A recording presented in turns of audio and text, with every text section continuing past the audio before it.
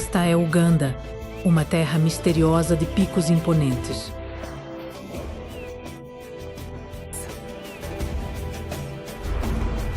Ilhas selvagens e cursos d'água recordistas.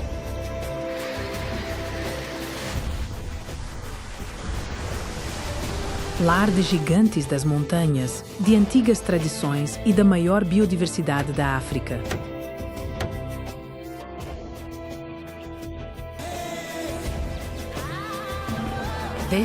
Uganda vista de cima.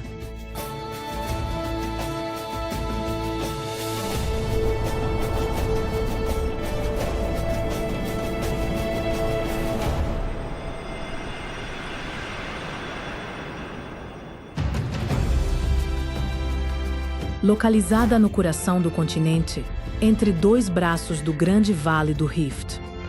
Uganda é conhecida como a pérola da África por sua beleza extraordinária. Esta jornada aérea percorre o país em direção ao leste, das montanhas ocidentais às margens do Lago Vitória.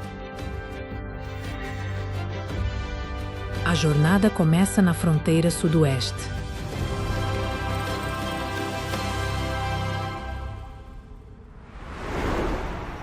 As Virungas são uma cadeia montanhosa que se estende por Uganda, Ruanda e Congo.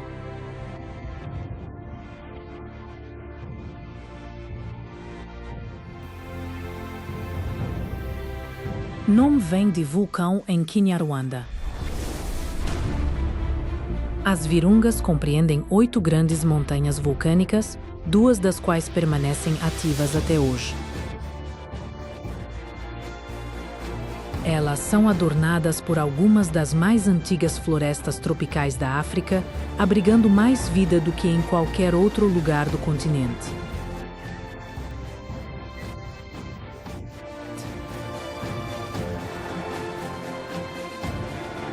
Isolada e impenetrável, esta foi a última área a ser explorada pelos europeus. Quando finalmente chegaram, os primeiros aventureiros relataram encontros aterrorizantes com uma criatura gigante nas profundezas da selva.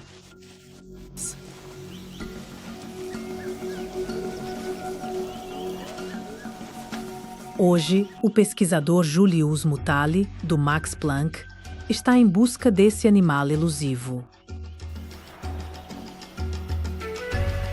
Sua busca está centrada no Parque Nacional de Bwindi, uma parte das Virungas tão densamente florestada que só pode ser acessada a pé.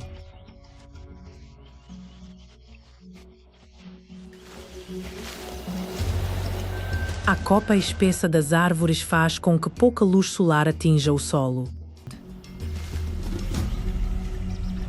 E com 321 km² de floresta impenetrável, é como encontrar uma agulha num palheiro.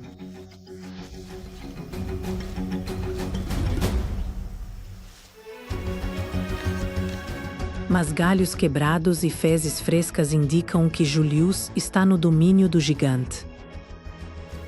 Agora só resta esperar.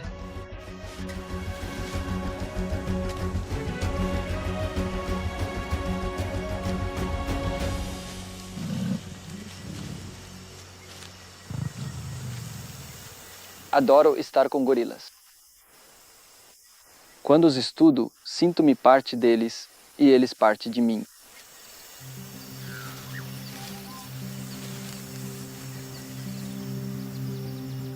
Gorilas da montanha vivem em grandes altitudes. Pelagem espessa suporta clima frio e elevado.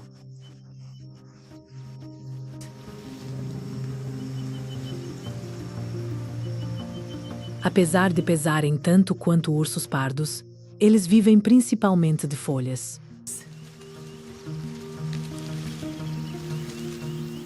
Gorilas comem mais de 140 folhagens. Seu apetite insaciável é bem atendido em Bwindi, pois há mais de 400 espécies de plantas nesta floresta.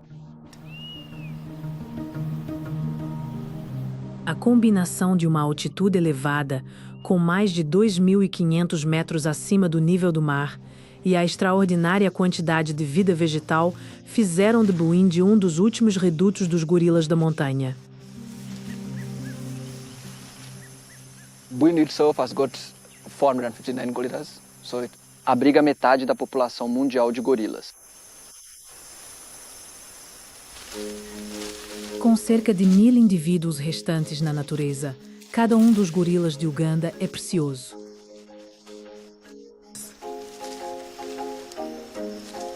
Os pequenos filhotes são o futuro da espécie.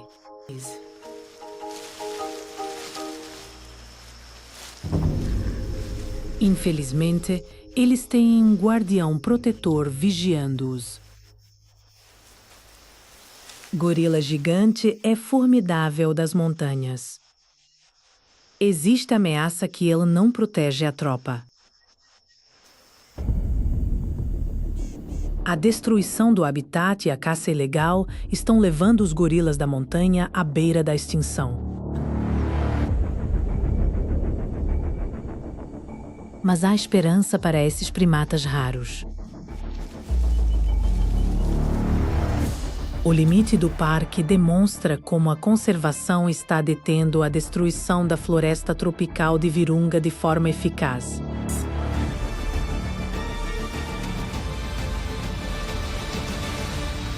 Se levarmos a conservação a sério, os gorilas terão uma chance melhor de prosperar em seu habitat natural. Hoje, florestas são proibidas para moradia. Mas nem sempre foi assim. Textos antigos descrevem povos misteriosos que viviam nestas selvas remotas.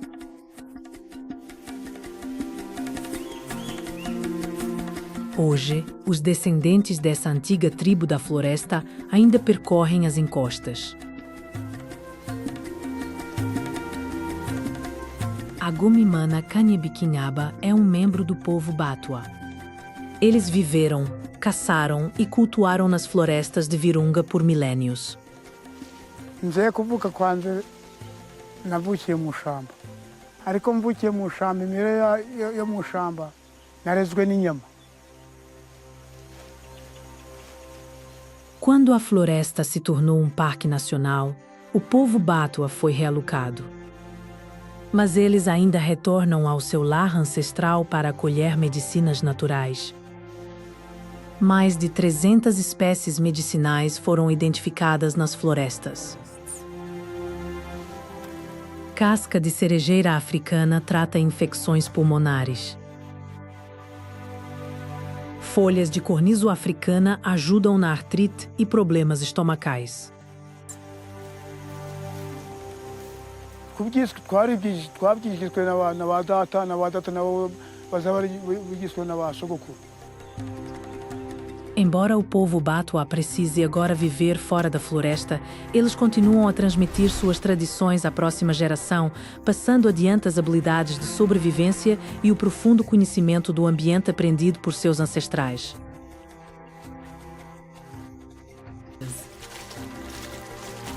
Ubwo baba bakavuga ati igiti iki n'iki kivuraga iki n'iki. Mesmo não dormindo mais sob o dossel da floresta, a conexão de 4 milênios entre o povo Batwa e as selvas das Virungas ainda perdura.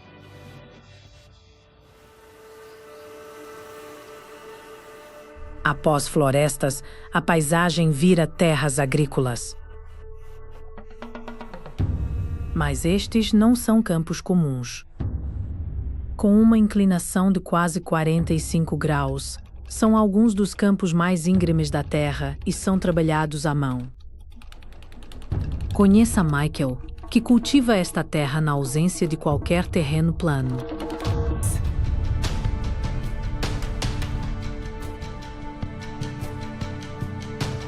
Não é apenas íngreme, é um vulcão.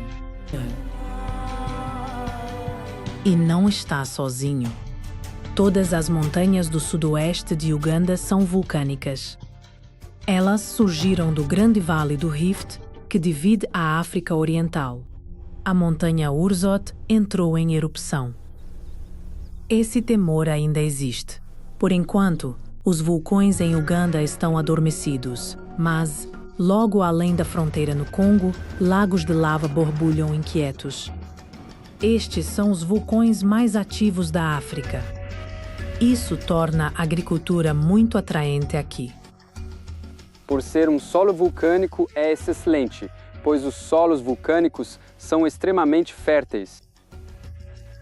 Ao longo dos milênios, as erupções cobriram o oeste de Uganda com uma espessa camada de cinzas ricas em minerais, criando algumas das terras agrícolas mais produtivas do planeta.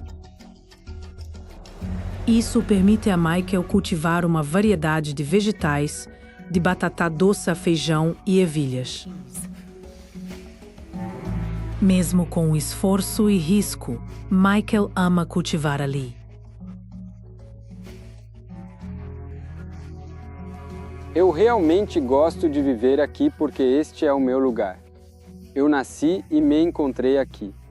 Mesmo sendo uma área montanhosa, eu aprecio minha região. Os vulcões de Uganda podem estar adormecidos, mas os sinais da falha geológica subjacente na crosta terrestre ainda borbulham à superfície. Esta é a fonte termal de Kitagata, onde a água borbulha das profundezas da Terra a 80 graus Celsius. Águas termais ricas em minerais são vistas como curativas. E pessoas viajam de todo o país para se banhar aqui. Samson, com 68 anos, se banha nessas águas há anos. Ela cura e penetra em você quando se senta nas águas. A veia está ali e o corpo todo se abre para a cura. A fé no poder curativo das nascentes termais é apoiada por pesquisas científicas. O enxofre ajuda na pele e o sódio estimula a circulação.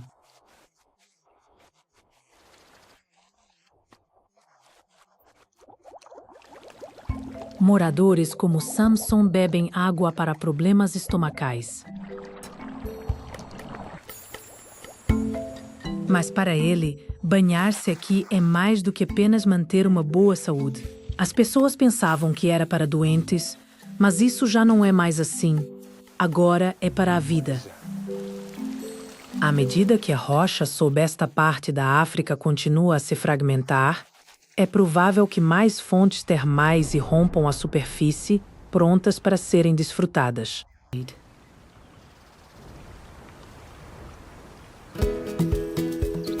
Do alto, o que parece uma densa floresta cobre a paisagem. Na verdade, essa faixa verde é coberta pela planta de crescimento mais rápido da Terra.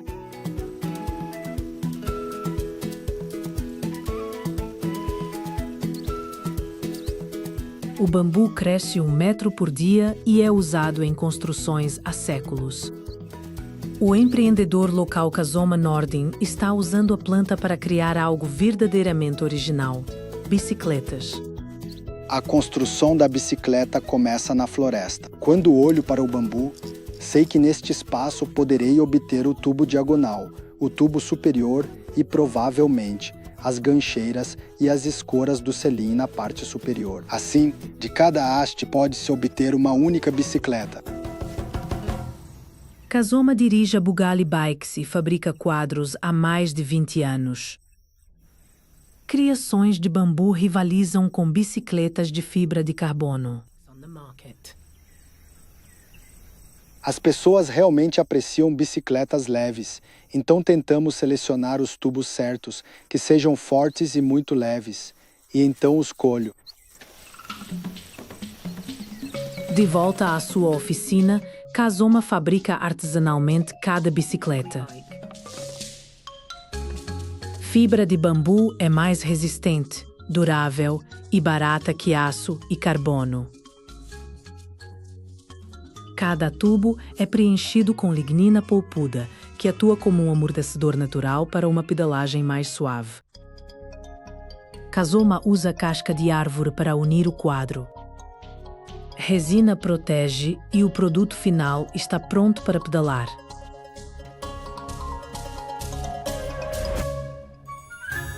Com inclinações extremas e vistas excepcionais, as estradas montanhosas do sul de Uganda são o melhor lugar para ele testar suas criações. Você vai a lugares de bicicleta e se sente livre. Você sente que é realmente você mesmo. Clientes com bikes de fibra de carbono e alumínio podem sentir o bambu, algo natural e verde. Kazoma espera que seus quadros ecologicamente corretos sejam um dia adotados por ciclistas em todo o mundo. Deixamos as montanhas do sul. A jornada segue para Nordeste até o Parque Nacional Queen Elizabeth. Aqui, as grandes selvas da África Central dão lugar às savanas de pastagem do continente oriental. O Queen Elizabeth é um dos parques nacionais mais antigos de Uganda. O parque foi dizimado durante a Guerra Tanzaniana-Ugandense na década de 70, quando o ditador militar Idi Amin instruiu suas tropas a tratá-lo como sua despensa pessoal. Habitats intocados foram destruídos. No entanto, após 40 anos de paz, a vida selvagem do Parque Queen Elizabeth teve um retorno extraordinário. Muitos de seus icônicos residentes retornaram. Mas encontrar o rei da savana não é tão fácil visto de cima.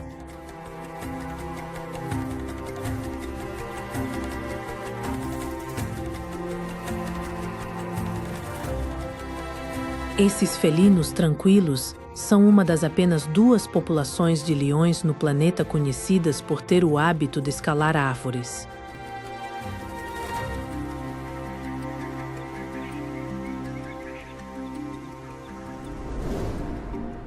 Há algo mais incomum sobre o Parque Queen Elizabeth.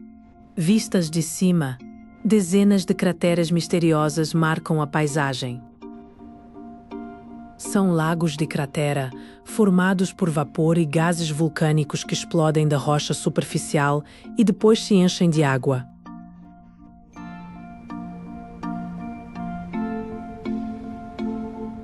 Minerais no leito da cratera tornam essas águas extremamente salinas. E pouco sobrevive nestas lagoas de aparência alienígena.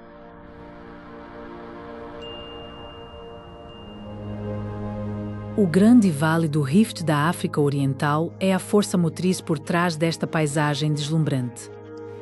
Por milhões de anos, a placa tectônica africana tem se dividido em 2. Essa fenda na Terra gerou outras crateras que se encheram de água doce para criar os lagos do Rift. Como o Lago George, do Parque Queen Elizabeth. Alimentado por rios, cobre mais de 250 quilômetros quadrados. O lago é um paraíso de vida selvagem, com 150 espécies de aves buscando suas águas brilhantes. Uma vista aérea revela uma peculiaridade geológica, o Canal de Kazinga. Esta faixa de água se estende por 32 quilômetros. Ela se conecta ao muito maior Lago Edward, que repousa na fronteira de Uganda com a República Democrática do Congo.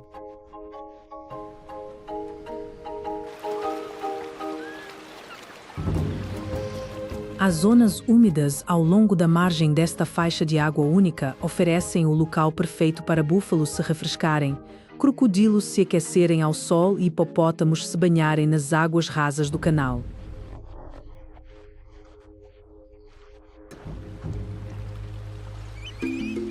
O Parque Queen Elizabeth é dominado por seus variados lagos. Ao norte do parque, A nascente de toda esta água eleva-se acima das planícies da savana. As montanhas Ruwenzori, ou como descritas pelos antigos exploradores gregos, as Montanhas da Lua, devido aos seus picos brancos e nevados. As geleiras da montanha praticamente desapareceram. Na língua local, Ruwenzori significa fazedor de chuva e é uma descrição bastante apropriada. Aqui chove 350 dias por ano. Elevando-se a uma altitude de 5.000 metros, os picos das montanhas condensam o ar úmido das vastas florestas tropicais da Bacia do Congo ao oeste, que então desce em cascata por suas encostas, alimentando os grandes lagos e rios caudalosos da savana abaixo. A força da água que desce das montanhas Ruwenzori é excepcional. Destroços de casas destruídas por inundações marcam a encosta. A jusante, o impacto da água de Ruwenzori na paisagem não é menos dramático. Grandes cânions cortam as planícies da savana, como o desfiladeiro de Kiamburu, com 1 quilômetro de largura, a maior fenda na África Oriental.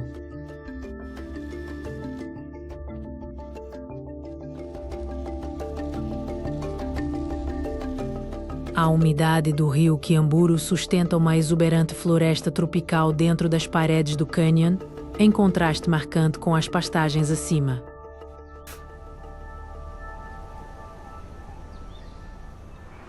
A leste das montanhas Ruwenzori, a savana de pastagens se estende por centenas de quilômetros. Esta parte de Uganda é o lar da mais icônica fera doméstica da África, a vaca Ankole de chifre longo. Estes são os descendentes de uma antiga raça de gado que viveu na África há 6.000 anos e estão perfeitamente adaptados ao clima equatorial de Uganda. Seus impressionantes chifres funcionam principalmente como um dispositivo de resfriamento, dissipando o calor do sangue por uma vasta área de superfície, enquanto o grande músculo na parte de trás do pescoço suporta o peso extra. Historicamente, as Ankole pertencem ao povo Baima. O povo Baima é formado por pastores tradicionais como Eric.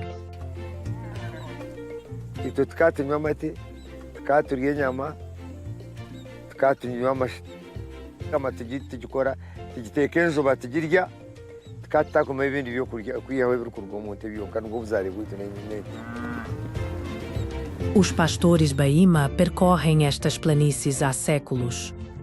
Mas Eric é agora um dos últimos proprietários de Ankole. Quase todos os outros pastores preferem vacas estrangeiras de alta produção, como as frísias. Isso, no entanto, mostrou-se uma visão míope.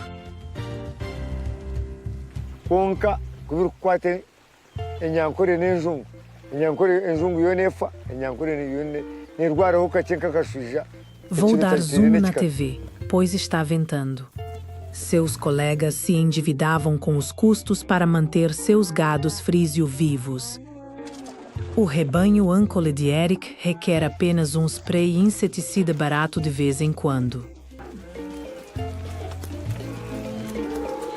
A imunidade natural que desenvolveram ao longo de séculos de pastejo nesta parte da África parece pronta para salvar a raça da quase extinção.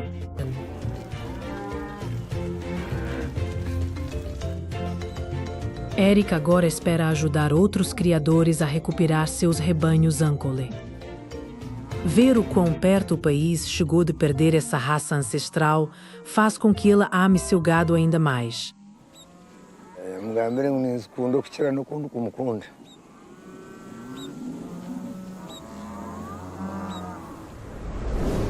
Continuando para o leste, as colinas ondulantes da savana são intercaladas por enormes plantações.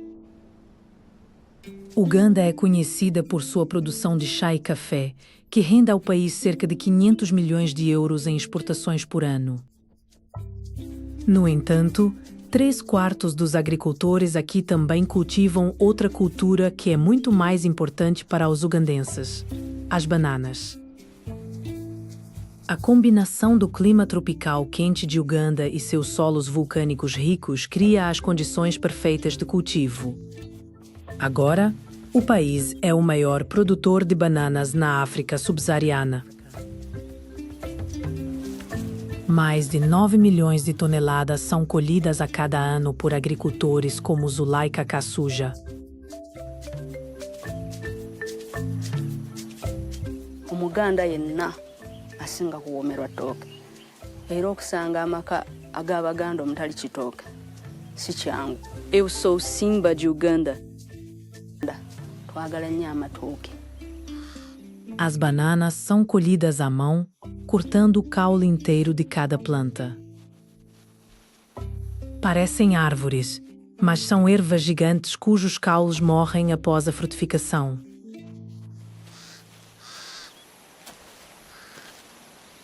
No centro de Uganda, mercados inteiros são dedicados unicamente à fruta.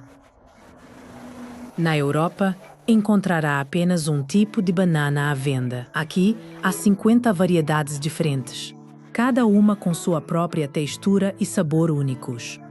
Costumes locais até ditam quais variedades são consumidas e quando. Eventos como o nascimento de um menino, uma menina ou gêmeos são associados a um tipo diferente de banana.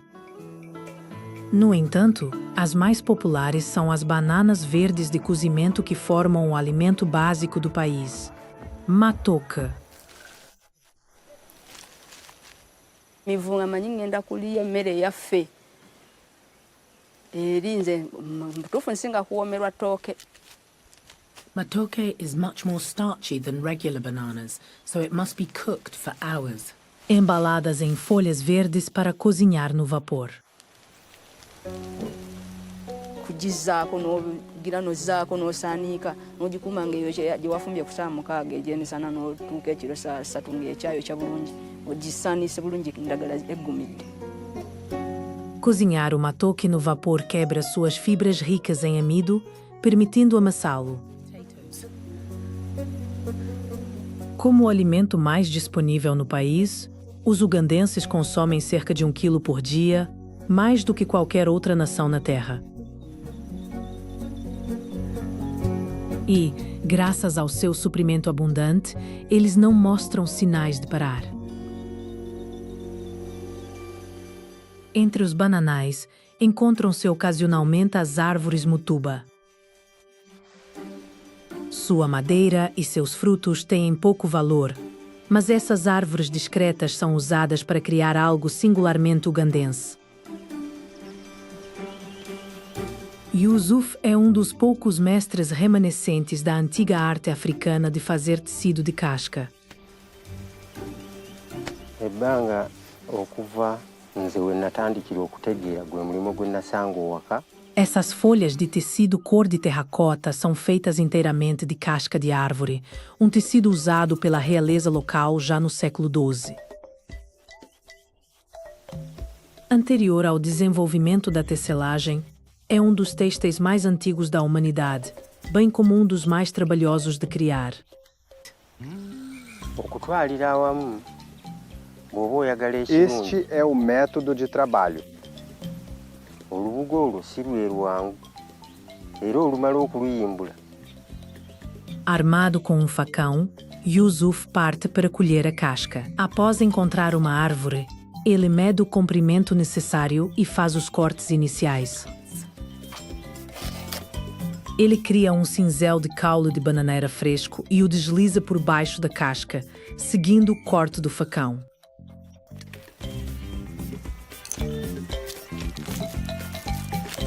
A resina gelatinosa liberada pela banana recém-cortada reveste o tronco exposto abaixo, protegendo-o de danos causados por insetos ou pelo sol.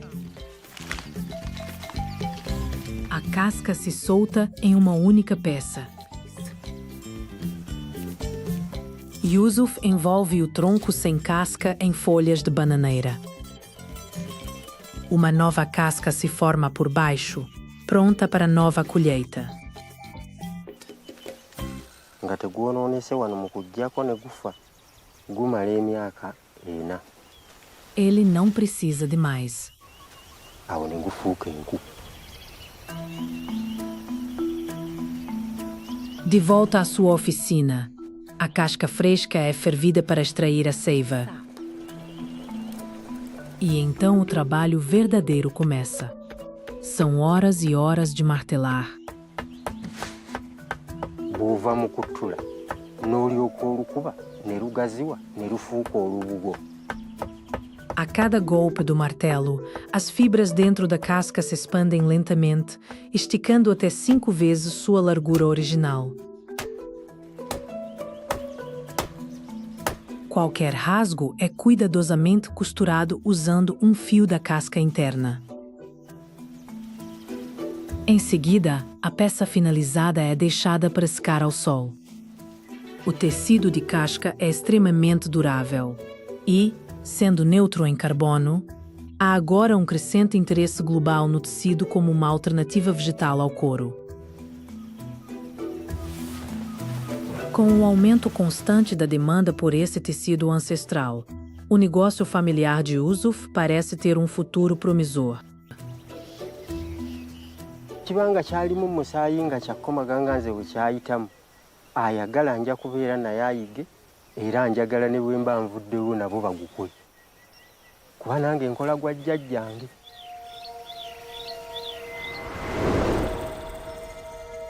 Continuando para o leste, chegamos às margens do maior lago da África, o Lago Vitória, que abrange grande parte do sudeste de Uganda. Cobrindo quase 70.000 quilômetros quadrados, o Lago Vitória é maior que a Croácia e se estende pelas fronteiras de Uganda, Quênia e Tanzânia. Seu tamanho é imenso, mas a profundidade média é de apenas 40 metros. E ele já secou pelo menos 3 vezes em sua história.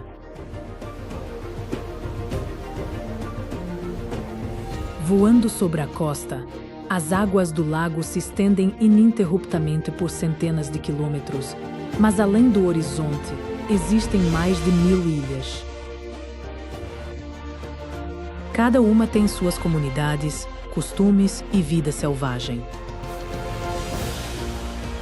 Uma das mais interessantes, a apenas 5 quilômetros da costa, é a ilha de Muzambwa. Muzambwa significa espíritos, mas os espíritos que vivem aqui dividem seu lar com alguns vizinhos barulhentos, 200.000 aves nidificantes. Algumas delas viajaram da Europa. Ibis, corvos marinhos, pelicanos e garças consideram a ilha seu lar. Mas são superados em número por gaivotas de cabeça cinza. Esta é a maior colônia da África. Nesta comunidade aviária, existem bairros distintos. As gaivotas nidificam no chão, enquanto os cormorões utilizam as árvores disponíveis e os tecelões de cabeça preta penduram seus ninhos nos galhos mais baixos.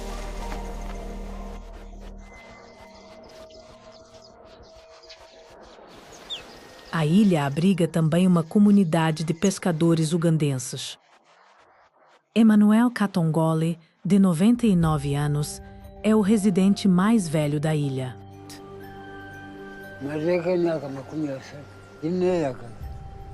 Os pescadores são cuidadosos em manter os espíritos da ilha felizes, sendo proibido comer as aves ou seus ovos e também levar mulheres para a ilha. Musambwa yabagana ekizinga kyagana janasulako neyebaka n'omusajja nga empewo. Não vou voltar para a guerra. Superstições fazem com que homens aqui raramente tenham esposas ou namoradas, mesmo no continente. Mas eles têm bastante trabalho. Todas as manhãs, eles saem para pescar e as noites são dedicadas à manutenção. Os tecelões utilizam os fios indesejados, habilmente tecendo-os em seus ninhos. O Lago Vitória é conhecido localmente como Nalubale ou Lar dos Deuses. Os pescadores fazem orações e sacrifícios para mantê-los a seu favor. Tempestades chegam sem aviso, afundando barcos com suas ondas. A maioria dos espíritos da ilha é invisível, mas um pode ser visto rastejando sobre as rochas. Tratam-se de cobras da floresta, e cerca de 1000 delas são encontradas em Muzambwa.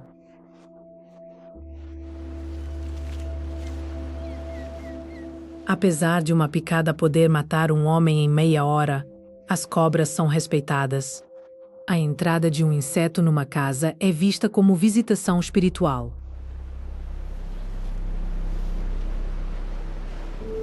Em resposta à calorosa recepção dos homens, as cobras abandonaram seu comportamento defensivo.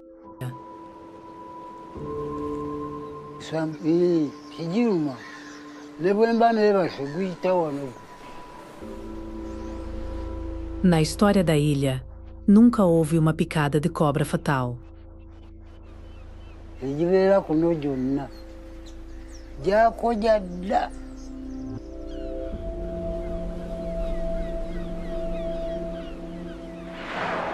Cem quilômetros a nordeste de Muzambwa, encontra-se uma ilha com um conjunto igualmente inesperado de residentes. A Ilha Ningamba. Este pedaço de rocha coberto por floresta tropical a 27 quilômetros da costa ugandense tornou-se um refúgio para os parentes vivos mais próximos da humanidade. 52 chimpanzés vivem na Ilha Ningamba. Cada um foi órfão ou resgatado do comércio ilegal de animais ou de carne, graças ao Fundo de Santuário de Chimpanzés e Conservação da Vida Selvagem. O trauma sofrido impede que estes chimpanzés voltem à natureza. Contudo, aqui eles podem vagar pela ilha livremente. Muitos exibem comportamentos naturais, como usar gravetos para atrair cupins.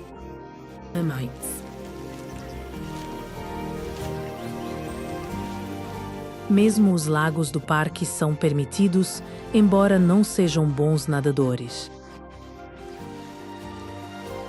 Baixa gordura corporal faz com que afundem, então se agarram a galhos na água. Podem não ser selvagens, mas Ngamba oferece aos chimpanzés uma nova chance. O tratador Joseph Kali dedicou sua vida a cuidar deles. Eu amo meu trabalho porque amo esses animais e trabalho com eles com paixão, pois preciso servi-los como os amo.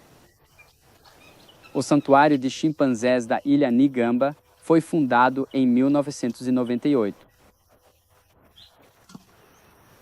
Tratadores criam laços individuais com cada chimpanzé residente.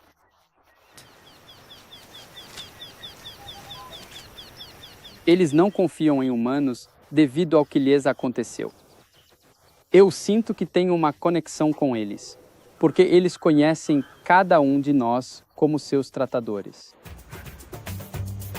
Para evitar fome, chimpanzés recebem uma refeição noturna adicional.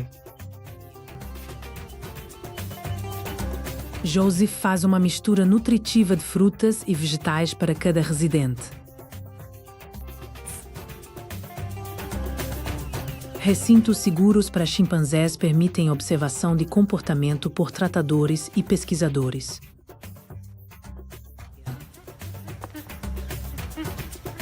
Seus comportamentos únicos me inspiram muito. A forma como se comportam em geral, como agem e como pensam. É muito próximo dos seres humanos, por isso eu os amo.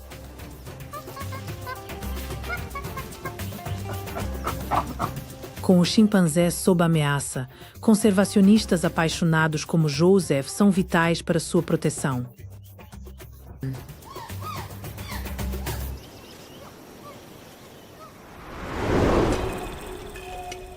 apenas 30 quilômetros ao norte da ilha Ngamba fica a agitada capital de Uganda, Kampala. Kampala, com mais de 1.600.000 pessoas, é uma cidade africana em rápido crescimento.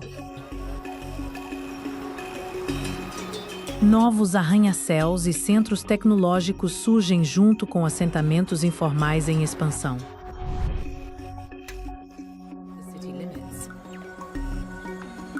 Edifícios religiosos se destacam pela arquitetura icônica da cidade. O mais impressionante é a Basílica Católica em Namugongo.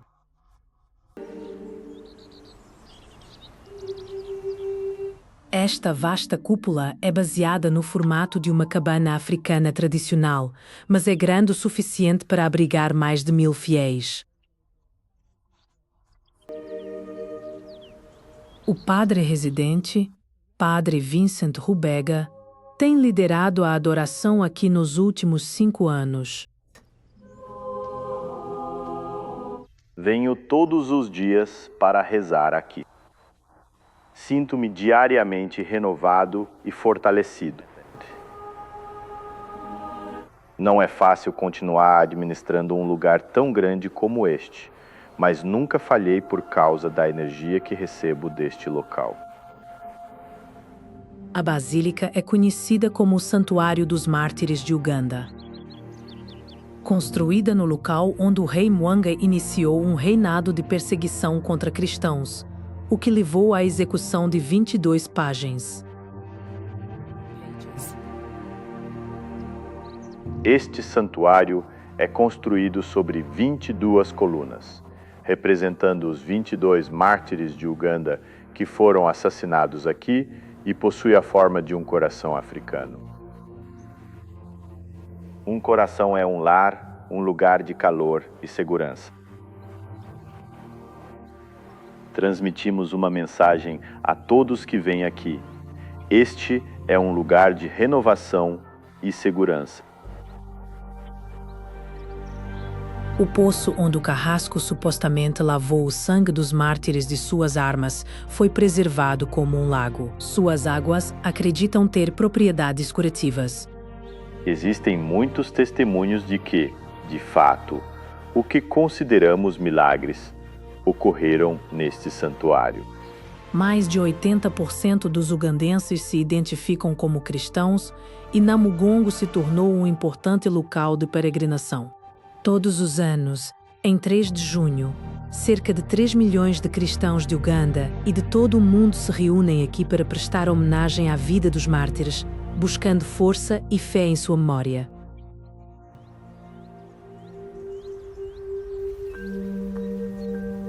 A poucos quilômetros de Kampala, enseadas e pântanos do Lago Vitória interrompem a expansão urbana. Emergindo de uma dessas zonas úmidas, há uma faixa de floresta com uma reputação excepcionalmente sinistra, sendo o epicentro global de vírus mortais. Muito mais perigosas do que os leopardos e cobras à espreita na vegetação rasteira, são as 70 espécies de mosquitos portadores de vírus que se reproduzem nas árvores. O virologista Julian Lutwama dedicou sua vida a compreender esses micróbios mortais. Muitas pessoas estudaram essas doenças na Europa e nos Estados Unidos, mas as estudam em laboratórios. Nós, na verdade, as estudamos em suas áreas naturais. Febre amarela, malária, dengue, ebola. Esta floresta possui todas essas enfermidades, mas é mais conhecida pelo vírus que agora leva seu nome. O vírus Zika foi isolado pela primeira vez nesta floresta. Portanto, como esta é a floresta Zika, aquele vírus específico foi nomeado vírus Zika.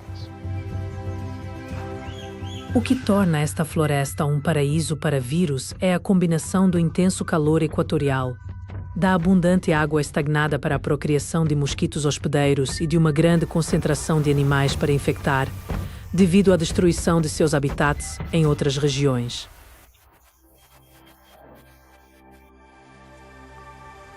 pesquisadores capturam mosquitos com vírus para estudá-los.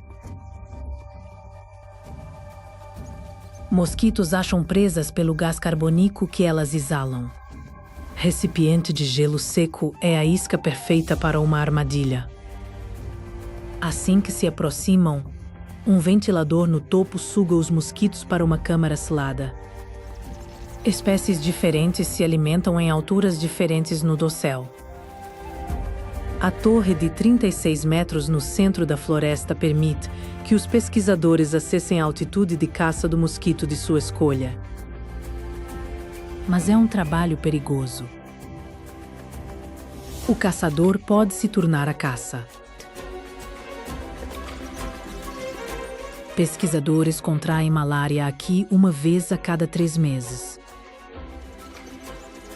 Ao longo das décadas, dezenas de vírus foram identificados na floresta Zika.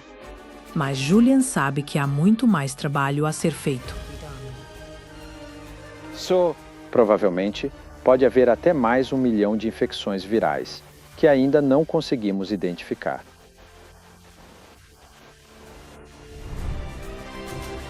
Infecções virais que em breve poderão ter um impacto, pois, à medida que Kampala se expande a cada ano, a população se aproxima cada vez mais desta floresta letal.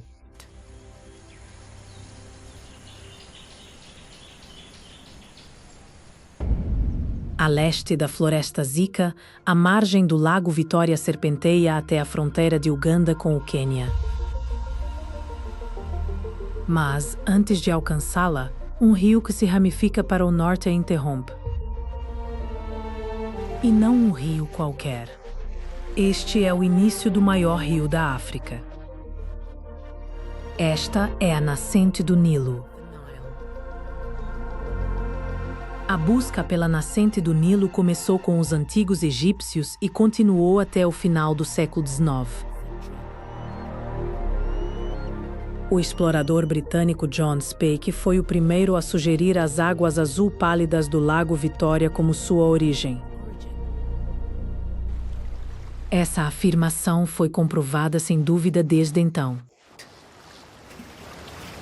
Aqui, em suas porções mais elevadas, ele é mais turbulento.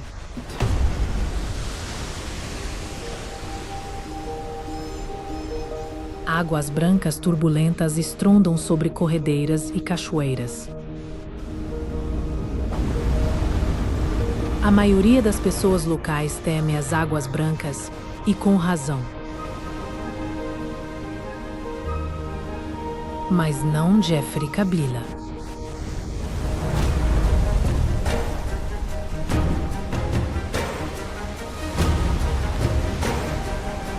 Minha família nunca esteve neste rio antes. Eles dizem que sou louco. Apesar desses sérios avisos, Jeffrey enfrenta as corredeiras com entusiasmo. Por que faço isso? Porque adoro. É como se fosse meu próprio território. Conhecido como Nilo Branco, é um dos locais mais extremos para caiaque.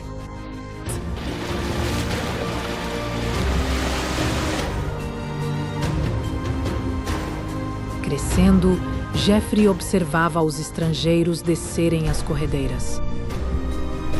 Agora, ele conquistou as corredeiras e é um dos melhores caiaquistas competitivos do país.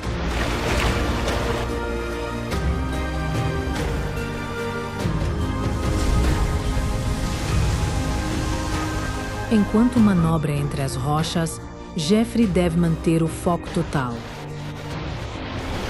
Até caiaquistas experientes encontraram seu fim nessas águas. Com níveis de água subindo e descendo, as corredeiras mudam de comportamento. Mas Jeffrey consegue ler este rio como um livro. Se eu me sento no caiaque, leio a água e vejo qual lado está bom e qual não está. A primeira vez eu estava com muito medo. Já desci esta corredeira mais de 50 mil vezes.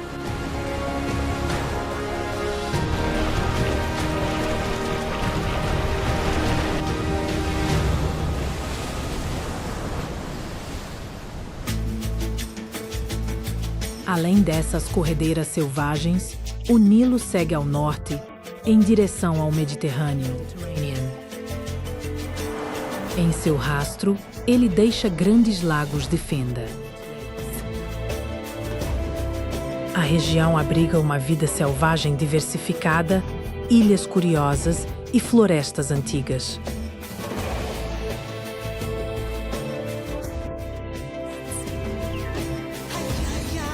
E também o povo de Uganda, que ama sua terra e seus vizinhos. Tudo isso se desenrola no vasto continente da África.